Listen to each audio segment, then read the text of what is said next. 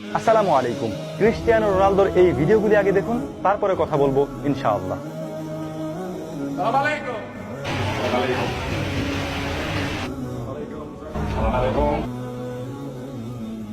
ফুটবলের এই কিংবদন্তি ক্রিস্টিয়ানো রোনালদোকে চেনে না যুব সমাজে এরকম মানুষ খুব কমই আছে। ক্রিস্টিয়ানো রোনালদো যে কিনা প্রায় তার পুরো ফুটবল ক্যারিয়ারটাই ইউরোপের লিগগুলিতে কাটিয়ে দিয়েছেন। ক্যারিয়ারের শেষ লগ্নে এসে তিনি যোগ দিয়েছেন সৌদি আরবের ক্লাব আল নাসেরে। ক্রিস্টিয়ানো রোনালদো সৌদি আরবের এই ক্লাবে যোগ দেওয়ার আগে সৌদি আরবের এই ক্লাবগুলিকে কেউ চিনতই না, জানতই না। কিন্তু ক্রিস্টিয়ানো রোনালদো এখানে যোগ দেওয়ার পরে গোটা পৃথিবী সৌদি আরবের লিগগুলিকে জানতে শুরু করেছে। এটা বলার উদ্দেশ্য আমার না, তবে ক্রিস্টিয়ানো রোনালদো যেখানে গিয়েছেন সেটি একটি মুসলিম দেশ এবং সেখানে ইসলামের চর্চা হয় পরিপূর্ণভাবে।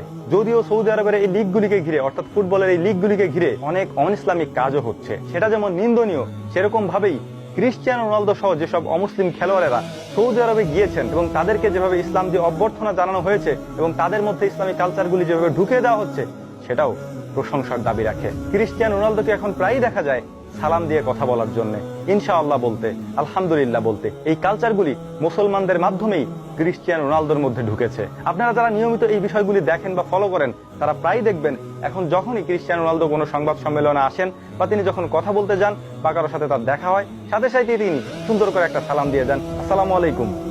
স্পষ্টত হয়তো আমাদের মতো এরকম হয় না বা শুদ্ধ পরিপূর্ণ হয় না, কিন্তু তারপরেও তিনি চেষ্টা করেন এই কালচারকে, মুসলমানদের এই শান্তির বার্তাকে মানুষের সামনে পৌঁছানোর জন্য এবং শান্তি বিনিময় করার জন্য। সালাম মানেই তো সামনে থাকা ব্যক্তির জন্য আল্লাহ তাআলার কাছে শান্তি প্রার্থনা করা। প্রত্যেকটা জিনিসেরই নেগেটিভ এবং পজিটিভ দুইটা দিক থাকে। আমরা সৌদি আরবের লিগগুলিকে বৈধ বলছি না, কারণ এখানে এই লিগগুলি চালু হওয়ার পরে কোটি কোটি মার্কিন ডলার খরচ করে বিদেশি প্লেয়ারগুলিকে আনা হচ্ছে এখানে খেলানোর জন্য। তবে যতটুকু পজিটিভ ততটুকু বলার চেষ্টা করি। যাদের মধ্যে ন্যূনতম ইসলামের কোনো জ্ঞানই ছিল না, তাদের গলায়ও কালিমার পতাকা দেখা যায়। যদিও তারা ঈমান আনেননি, আমরা আশা করি অবশ্যই তারা ঈমান আনবেন, এটাতে আমরা আশাবাদী। ক্রিস্টিয়ানো রোনালদোকে আপনি ফুটবলার হিসেবে পছন্দ নাও করতে পারেন, আপনার চোখে হয়তো অন্য কাউকে ভালো লাগতে পারে বা অন্য কারো খেলা দেখে আপনি অভ্যস্ত বা আপনি তাকে ভালোবাসেন, কিন্তু ব্যক্তি ক্রিস্টিয়ানো রোনালদোকে অবশ্যই আপনি অ্যাভয়েড করতে পারবেন না।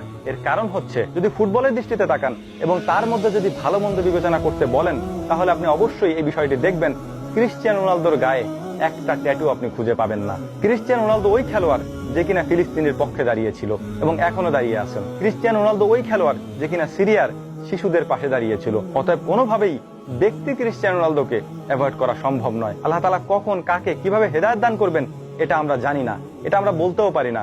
অতএব আমরা তাদের জন্য দোয়া করি যে আল্লাহ তাআলা তাদেরকে যেন ইসলামের জন্য কবুল করেন। এর কারণ হচ্ছে, তারা যদি ইসলাম কবুল করেন তাহলে ইসলামের ইফেক্টটা, অর্থাৎ এই ধর্ম পালন করা বা তারা ইসলাম গ্রহণ করার ইফেক্টটা গোটা ইউরোপের মধ্যে ছড়িয়ে পড়বে, গোটা ফুটবল বিশ্বের মধ্যে ছড়িয়ে পড়বে। কারণ হচ্ছে কালচার। এরা বছরের পর বছর ইউরোপে ছিল, ইউরোপের কালচারগুলি এদের মধ্যে ঢুকে গিয়েছে। অতএব যখন ইউরোপের কালচার থেকে এরা বেরিয়ে মুসলিম কালচারগুলি দেখতে শুরু করেছে এবং সেগুলি তারা অনুসরণ করতে শুরু করেছে। মানুষ যেটা দেখে সেটাই শেখে। একটা কথা আছে না, সৎসঙ্গে স্বর্গবাস, অসৎসঙ্গে সর্বনাশ।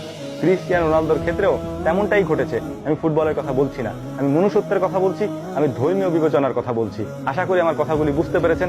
মন প্রাণ খুলে দোয়া করি ক্রিস্টিয়ানো রোনালদো সহ যত খেলোয়াড় ইউরোপিয়ান ক্লাবগুলি থেকে সৌদি ক্লাবে গিয়েছে, আল্লাহ তাআলা সবাইকে ইসলাম পরিপূর্ণ জানার এবং বোঝার তৌফিক দান করুন এবং ইসলামকে কবুল করে নেওয়ার তৌফিক দান করুন। ওয়া মা তাওফীকি ইল্লা বিল্লাহ। নাসরুম মিনাল্লাহি ফাতহুন কারীব ওয়া আখিরু দাওয়ানা আলহামদুলিল্লাহি রাব্বিল আলামিন।